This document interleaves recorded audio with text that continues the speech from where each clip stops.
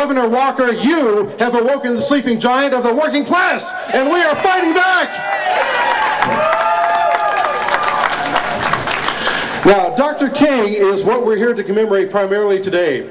For those of you who don't know, April 3rd, 1968, in Memphis, Tennessee, Dr. Martin Luther King was standing at a podium like this, facing a crowd like you of sanitation workers. Sanitation workers who were sick and tired of being treated like second-class citizens. Sanitation workers who were not recognized as men. They were degraded and humiliated, and Dr. King said, "This will not stand." Dr. King stood up on their behalf on April 3rd. And right now we're going to play a clip from that meeting. You are demanding that this city will respect the dignity of labor. So often we overlook the worth and the significance of those who are not in professional jobs, of those who are not in the so-called big jobs. But let me say to you tonight that whenever you are engaged in work that serves humanity and is for the building of humanity, it has dignity and it has worth. You are reminding not only Memphis, but you are reminding the nation that it is a crime for people to live in this rich nation and receive starvation wages. Of the freedom of assembly, somewhere I read. Of the freedom of speech, somewhere I read. Of the freedom of press, somewhere I read that the greatness of America is the right to protest for rights.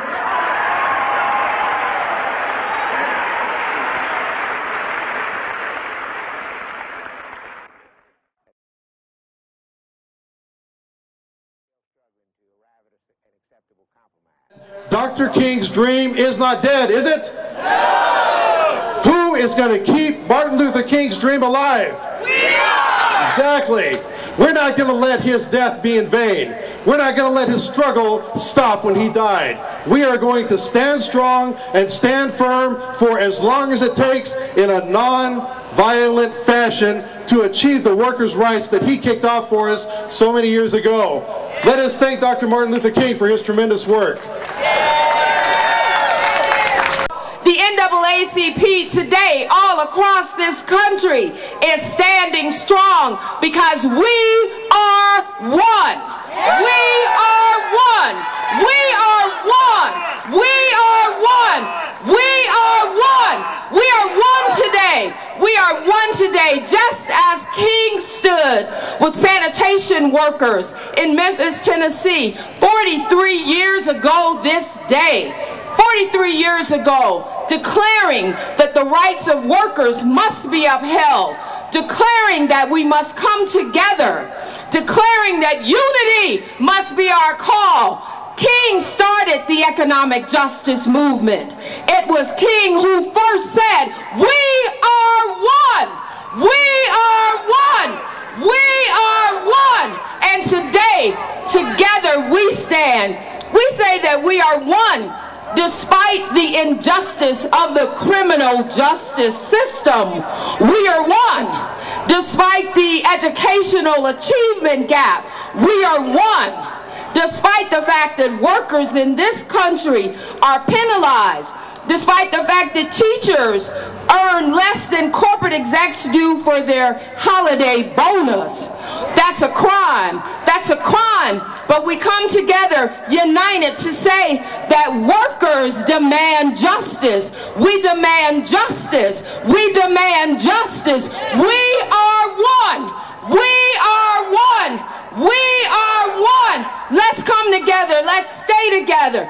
We stand today with our union brothers and sisters, with our friends in the Democratic Party, with our friends in the clergy, with civil rights activists across this country.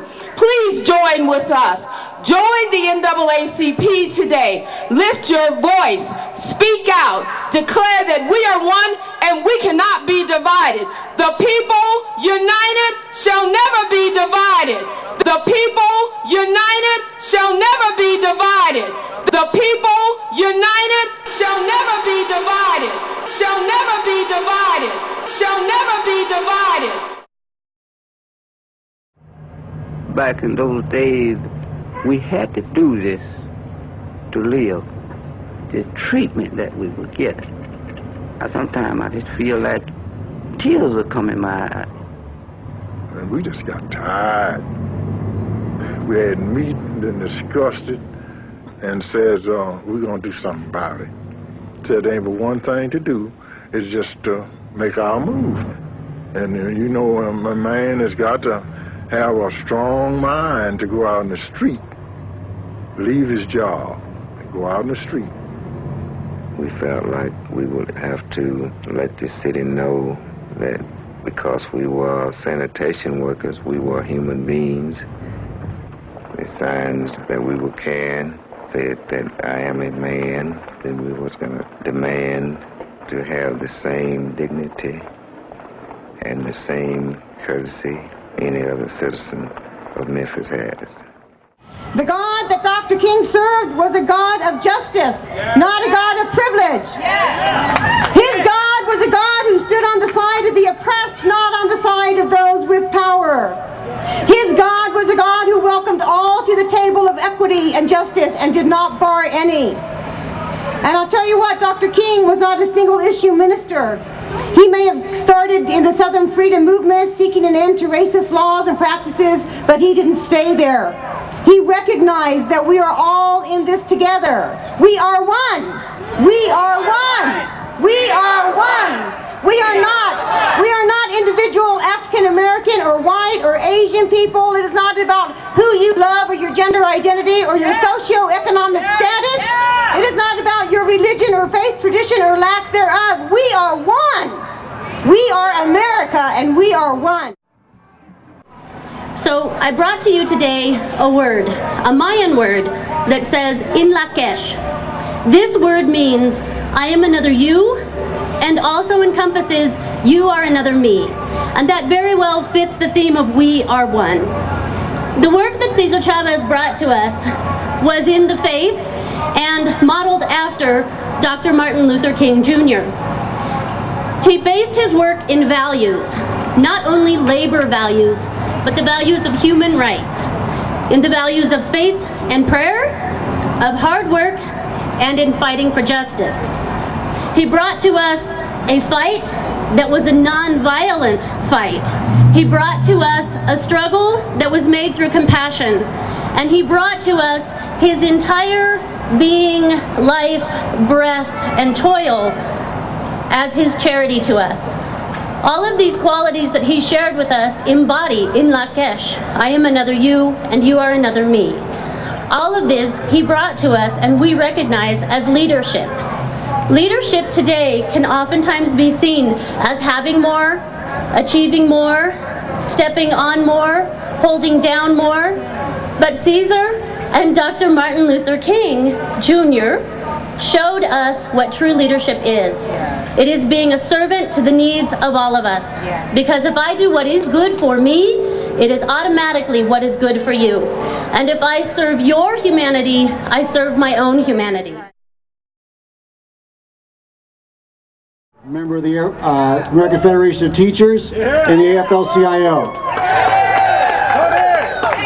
And like 2 million other veterans in this country, we're union members.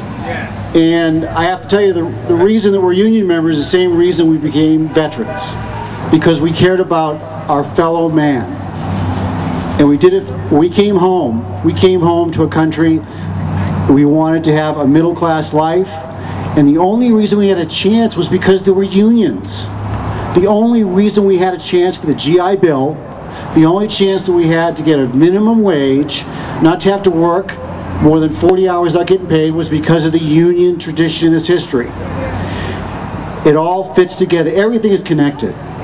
And it's connected in a way that only matters is if we stand together. Because I tell you right now, sometimes it's hard. We live, I-25 out here is named after Ronald Reagan, okay? Ronald Reagan Highway. The guy that started when the PATCO strike attacked the unions. And in all those years, we've had to fight back. But you know, and as I was thinking about that, sometimes it's not easy. You get a little down. Although just down the street, down to Pueblo, a little further, it's John F. Kennedy Highway, which is good.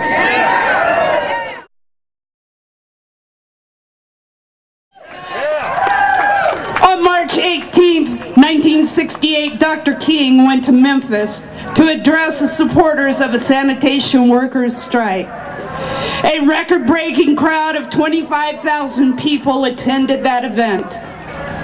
Dr. King said to the crowd, you are demonstrating that we are all tied in a single garment of destiny.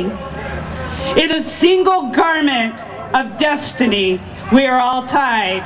We are woven together in this tapestry. We are united in this effort. We stand strong together. King showed the world the need for working people to organize, unite, and peacefully stand up against injustice and greed. He dedicated his life to the pursuit of equal opportunity and treatment. Unfortunately, the struggle remains.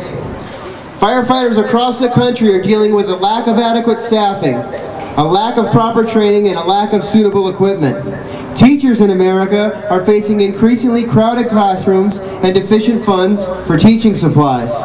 Mine workers still experience treacherous working conditions each and every day on the job. Police officers still don't have the resources to adequately prevent crime and to respond to calls for service. So what's the response from billionaire corporate leaders and the politicians they financed into office? How about outsourcing, layoffs, and reduction in compensation for hardworking middle-class families?